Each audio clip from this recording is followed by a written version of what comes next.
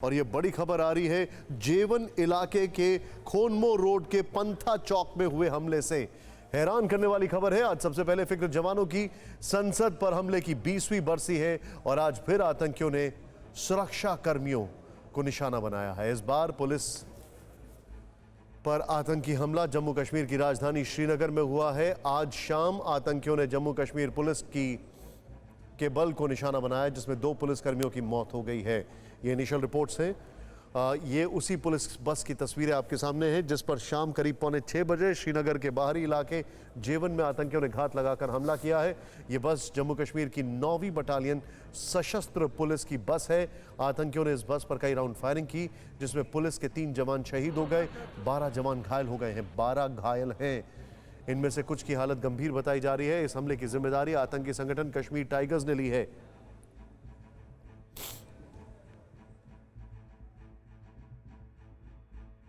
इस समय हम ठीक उसी जगह पर मौजूद है, जेवन पांथा चौक के इलाके में, जहां पर मिलिटेंटों द्वारा जम्मू कश्मीर पुलिस के आमद जवानों से भरी हुई बस पर हमला किया गया।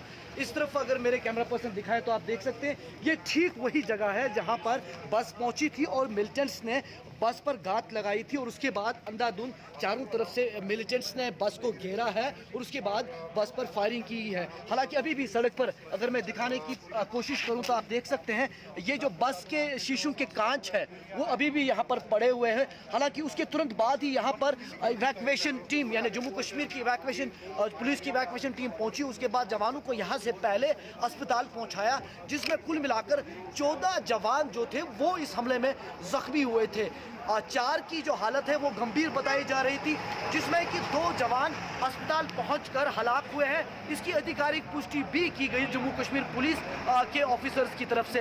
ये पूरा इलाका जो है ये इसलिए भी हसास माना जाता है क्योंकि ये इलाका जो है आसपास जिस तरह पांथा चौक, उसके बाद श्रीनगर और राष्ट्रीय राजमार्ग जो श्रीनगर जम्मू के बीच में है उसको भी जोड़ता है। लेकिन यहाँ पर सबसे महत्वपूर्ण बात यह है कि यहाँ पर मिलिटेंट्स ने हमला क्यों किया। वो इसलिए यहाँ पर हमला किया गया क्योंकि ये पूरा इलाका जो है, यहाँ रास्ते छोटे हैं, रिहायशी घना इलाका है और यहाँ फरार होने के लिए बहुत मदद मिलिटेंट्स को मिल। TV9 भारत वर्ष पर आपको एक्सक्लूसिव दिखा रहे हैं कि इस रास्ते से मिलिटेंट्स आए हैं और उसके बाद यहीं से फरार हुए हैं। और आप देख सकते हैं ये जो छोटा लैन अंदर जा रहा है और इससे मेन सड़क जो है कुछ ही दूरी पर है और वहां पर बस जो ही पहुंची तो मिलिटेंट्स तुरंत सड़क पर आकर फायरिंग शुरू की है और गाड़ी पर हमला किया है। ये पूरा इलाका जो है कुछ ही दूरी पर यहाँ जम्मू कश्मीर पुलिस का ट्रेनिंग इंस्टीट्यूशन भी है, तो कहीं ना कहीं यहाँ से जो मूवमेंट है सिक्योरिटी फोर्सेज का यानी ट्रूप्स का वो देखने को मिलता है। लेकिन यहाँ से कुछ ही दूरी पर जो डिप्लॉयमेंट है, जो नाके हैं, जो फ्रिस्किंग पॉइंट्स हैं वो काफ़ी तादाद में है। तो कहीं ना कहीं मिलिटेंट्स ने पूरी प्लानिंग करके इसी जगह को चुना था क्योंकि यहाँ भागने में भी उन्हें मदद मिलती और यहाँ पर वो जो हमला है वो भी ठीक से कर पाते। लेकिन अब जो जांच एजेंसीज है, जम्मू कश्मीर पुलिस है, वो हमलावर को दबोचने में लगे हैं और जिस तरह जम्मू कश्मीर पुलिस के DGP ने भी कहा कि वो हमलावरों को बहुत जल्द ट्रैक करेंगे और मुठभेड़ में मारेंगे और इन हमलों को आप जो है कामयाब नहीं होने देंगे। और ये पूरा किस तरह ये मामला हुआ इसकी भी जांच की जाएगी क्योंकि कहीं ना कहीं कई लोगों का मानना है कि बड़ा सिक्योरिटी लैप्स भी है अगर इस तरह के हमले मिलिटेंट करने में कामयाब होते हैं। इरफान कुरैशी, TV9 भारत वर्ष, जेवन पांथा चौक, श्रीनगर। इरफान इस वक्त मेरे सहयोगी मेरे साथ है। इरफान, सबसे पहले मेरे आपसे ये सवाल है, जानकारी अभी क्या है आपके पास? जो मैं आपको बताना चाहूँगा, पूर्व DGP जम्मू कश्मीर कुलदीप खोड़ा जी हमारे साथ हैं। कुलदीप जी, स्वागत है आपका, thank you very much. Sumit Chaudhary इस वक्त हमारे सहयोगी आपके साथ हैं। तुरंत श्रीनगर से इरफान अभी कितने लोग घायल हैं, कितने लोग शहीद हो गए, जो घायल हैं उनकी हालत कैसी है, क्विक अपडेट दीजिए। देखिए बिल्कुल निशांत, इस हमले में कुल मिलाकर 14 जवान जो है वो जख्मी हुए थे, जिन्हें तुरंत इसी जगह पर हमला हुआ है जहां पर मैं खड़ा हूं। और अभी भी कांच जो है शीशों के गाड़ी के वो बिखरे हुए हैं चारों तरफ और उन्हें तुरंत यहां से अस्पताल लिया गया, जिसमें 2 अस्पताल पहुंचकर दम तोड़ बैठे। अभी 2 की हालत काफ़ी नाजुक बताई जा रही है और ये वही रास्ता है, इधर मेरे कैमरा पर्सन दिखाएं, जहां पर बस गुजर रही थी और यहां पर पहुंचने के बाद मिलिटेंट्स ने उन पर हमला किया। जिस तरह जम्मू कश्मीर पुलिस के DGP ने कहा कि चारों तरफ से गाड़ी को घेर कर उसके बाद फायरिंग की गई है। अगर मेरे कैमरा पर्सन थोड़ा पीछे होकर आपको दिखाएं तो ये रास्ता है जहां से मिलिटेंट्स हमले के लिए आए हैं और यहीं से फरार हुए हैं वो एक बार फिर से। ये छोटा जो लाइन अंदर जा रहा है ये सड़क के सटीक वाला लाइन है। यहाँ मिलिटेंट्स गात लगाए हुए थे, ठीक वही जगह एक्सक्लूसिव आपको मैं दिखा रहा हूँ, इसी जगह पर वो मौजूद थे। यहाँ उन्होंने जो है गाड़ी को जब देखा आते हुए तो उसके बाद बाहर निकलकर इधर सड़क पर अंधाधुंध फायरिंग शुरू की।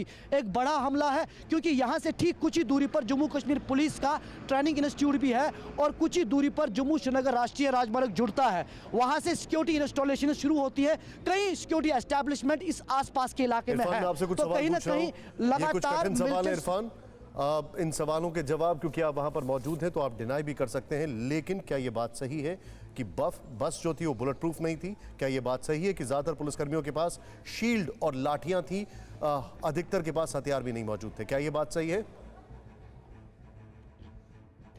देखिए, जिस तरह बस के तस्वीर हमने देखे उससे ये लगा कि कहीं ना कहीं बस में उतना सुरक्षा नहीं था जितना होना चाहिए थे, खासतौर पर इस तरह के हसास इलाकों से गुजरते हुए। और जो जवान थे वो हालांकि उतनी ज़्यादा संख्या में बस में मौजूद नहीं थे, लेकिन 14 जवान फिर भी इसमें घायल हुए हैं, जिसमें 4 गंभीर रूप से घायल हुए हैं। तो कहीं ना कहीं सुरक्षा पे सवाल उठ रहे हैं। लेकिन जम्मू कश्मीर पुलिस के डीजीपी ने जिस तरह कहा कि मिलिटेंट्स जो है आउट ऑफ फ्रस्ट्रेशन इस तरह के हमले कर रहे हैं और इसी तरह के इलाकों को वो चुन रहे हैं। इस तरफ अगर मेरे कैमरा पर्सन दिखाएं तो आप देख सकते हैं अपने फ्रस्ट्रेशन निकालने में कामयाब हो रहे हैं तो पुलिस क्या कर रही है? वहां पर बड़ा सवाल है। क्या हम मिलिटेंट्स के फ्रस्ट्रेशन के आगे ये देखते रहेंगे कि कब वो फ्रस्ट्रेशन निकालेंगे और कब हमारे ऊपर अटैक करेंगे? ये बात थोड़ा समझ से परे है। डीजीपी साहब इसमें भी ये सोच रहे हैं कि मिलिटेंट फ्रस्ट्रेशन निकाल रहे हैं। उन्होंने इतना बड़ा घटना को अंजाम दे दिया है। खैर, इस पर क्या रिएक्शन होगा मैं सुमित से जानने की कोशिश करूंगा।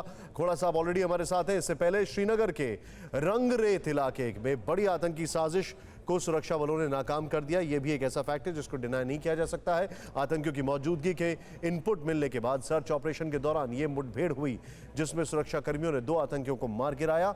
जिस जगह पर यह ऑपरेशन शुरू किया गया उसके नजदीक बड़ा सैन्य प्रतिष्ठान है। इससे लगता है कि आतंकवादी बड़ी साजिश के तहत इस इलाके में पहुंचे थे। मैं सीधे चलूंगा मेरे साथ। हालांकि 2 आतंकियों के मारे जाने के बाद रेत इलाके के लोग सड़कों पर उतर आए। उन्होंने सुरक्षा बलों पर पथराव किया। ये देखें आप, इसमें महिलाएं शामिल थीं। लोगों ने सुरक्षा बलों को निशाना बनाकर पत्थर फेंके। आपको बता दें कि जम्मू कश्मीर में इस साल पहली बार सुरक्षा बलों पर पथराव हुआ। ये जो रंगरेट का इलाका है जहां पर 2 मिलिटेंट जो है एक ब्रीफ शूटआउट में मारे गए, ये काफ़ी रिहायशी इलाका है और सेंसिटिव इलाका भी। आप देख सकते हैं लगातार जो पत्थरबाजी है वो इस इलाके में शुरू हो चुकी है।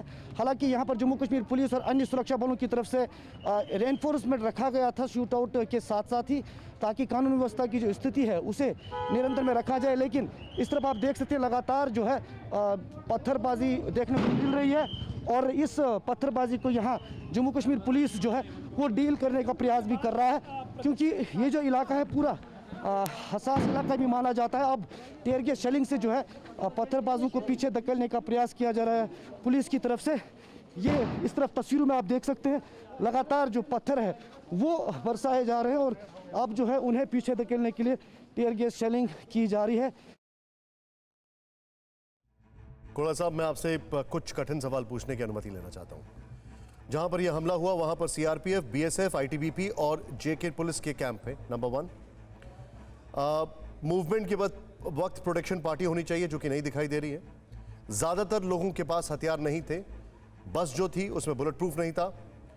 पुलिस पार्टी, इतना ही नहीं, जो हमारे पास जानकारी आ रही है वो ये है कि आमतौर पर यहाँ पर भारी सुरक्षा बल तैनात रहता है, लेकिन आज नहीं था। क्या आपको लगता नहीं है कि जो आतंकी हैं उन्होंने अपनी रेकी की थी लेकिन हम एक बार फिर से चूक कर गए?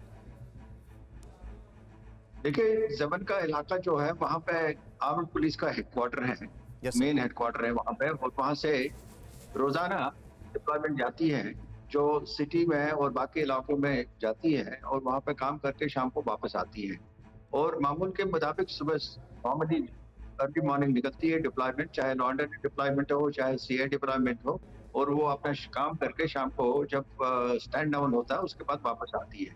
इसमें एक बाज़ाब्ता प्रोसीजर है सुरक्षा का कि जहाँ से ये रूट होता है इनका आने जाने का, उस पर रोड ओपनिंग पार्टी लगाई जाती है और वो इंश्योर करते हैं कि वो प्रोटेक्टेड एटमॉस्फेयर एनवायरनमेंट में गुजरे। और जरूर इस बात में, इस आज के इंसिडेंट में एक बात जो सामने आ रही है कि रोड ओपनिंग पार्टी कहीं उस पर चूक गई है और जैसे आपने कहा कि आतंकियों ने इस एरिया की रिकी की होगी, उन्होंने देखा होगा कुछ दिनों से कि शायद कहीं कहीं इसमें लूप होल है या कहीं ग्रे एरियाज है जिसको वो एक्सप्लॉइट कर सकते हैं, और उन्होंने उसको एक्सप्लॉइट करके पुलिस बस पे हमला किया। जहां तक पुलिस बस की बुलेट प्रूफ होने का ताल्लुक है, बसेस बुलेट प्रूफ नहीं आती है। ये नॉर्मल लाइट व्हीकल जो छोटी गाड़ियां होती है वो बुलेट प्रूफ होती हैं और वो ऑपरेशंस में इस्तेमाल की जाती है। बाकी लॉ एंड ऑर्डर की जो डिप्लॉयमेंट होती है या हेवी डिप्लॉयमेंट होती है, जो अक्सर ज़ेवन हेडक्वार्टर से होती है, वो नॉर्मल बसेस या ट्रक्स में जाती हैं, और उनको सिक्योरिटी पिछले 32 साल में जो प्रोसीजर चल रहा है और जो काफी हद तक ठीक चल रहा है और उसमें टाइम टेस्टेड है। आरओपी जो होती है वो इंश्योर करती है कि उनके मूवमेंट्स स्मूथ हो। तो लाजमी है कि इसमें ये देखना होगा कि आरओपी का क्या रोल रहा है। Point taken sir, point taken. मैं आपको रोकने के लिए माफी चाहूंगा। सुमित, जाहिर सी बात है ये सब बातें स्टूडियो में नहीं होती, लेकिन इसका जवाब देने के लिए तैयार हैं कि नहीं हम? देखिए निशांत, इसमें तो दो राय नहीं है कि इसका जवाब नहीं दिया जाएगा। हालांकि मोटे तौर पर अगर आप देखें, जो जिस तरीके से तेरा साहब बता रहे थे कि टाइम बहुत इंपॉर्टेंट है, क्योंकि जो अब 5:30 से 6 बजे का टाइम है, विंटर शुरू हो गए हैं, तो ऐसे वक्त में आतंकियों के लिए एक बहुत इंपॉर्टेंट टाइम होता है। और ये इलाका जो है, जो पंथा चौक से जोड़ता है, बिल्कुल खासतौर पर अंदर की तरफ ये रास्ता जाता है, जहां पर हमारे कई पैरामिलिट्री की आर्मी के इंस्टॉलेशन आप कह सकते हैं कि उनके कैंप्स हैं। तो इस इलाके के दोनों तरफ रिहायशी इलाके और बड़ी आसानी से रिहायशी इलाकों में मिक्स होने के लिए उनको एक कंफर्टेबल एनवायरनमेंट या कह सकते हैं कि एक पैसेज मिलता है। यही वजह है कि ऐसे टारगेट्स वो करते रहते हैं। आपको याद होगा कि अवंतीपुरा में अगर मैं गलत नहीं हूं तो 2017 या 18 में जब यात्रियों के ऊपर अटैक हुआ था, तो इसी पैटर्न के ऊपर हुआ था। वो आए, उन्होंने अटैक किया और दोबारा से गांव की तरफ या फिर रिहायशी इलाकों की तरफ भाग गए। अब इंपॉर्टेंट यह है कि इनको चिन्हित किस तरीके से किया जाएगा। भले ही ये कश्मीर टाइगर या किसी भी नाम से आतंकी समूह, लेकिन इनको लगातार फंडिंग जो होती है वो जैश की होती है। इनके लगातार जो कमांडर्स होते हैं वो जैश के कमांडर होते हैं। अब महत्वपूर्ण यह है कि पिछले काफी लंबे समय से हमारी फोर्सेस ना सिर्फ कमांडर्स को बल्कि लोकल ओजीडब्ल्यूज को भी न्यूट्रलाइज करने में लगी हुई है। निशान, शुक्रिया जानकारी के लिए। सुमित, हमारे पास जो जानकारी है, ASI Ghulam Hasan, constable Sajjad Ahmed, constable Ramiz Ahmed, constable Bishambar Das, selection grade constable Sanjay Kumar, selection grade constable Vikas Sharma, constable Abdul Majeed, Muddasir Ahmed, Ravikant, constable Shaukat Ali, Arshid Mohammad, Shafiq Ali, Satvir Sharma, Adil Ali, ये वो लोग हैं जो कि घायल हुए, जो कि इस बस में थे। ये 14 वो नाम है। सोचिए आप जरा। आप सभी का बहुत बहुत शुक्रिया हमारे साथ जुड़ने के लिए। दरअसल जम्मू कश्मीर में आतंक के खिलाफ जीरो टॉलरेंस के कारण आतंकवादी बौखला गए हैं, ऐसा लगता है, और पुलिसकर्मियों को निशाना बनाया जा रहा है। कल भी दक्षिण कश्मीर के पुलवामा जिले में सुरक्षा कर्मियों ने मुठभेड़ में जैश ए मोहम्मद के आतंकियों को मार गिराया था। उसके पास से हथियार भी बरामद हुए थे। परवाह देश की, सोमवार से शुक्रवार रात 10 बजे TV9 भारतवर्ष पर।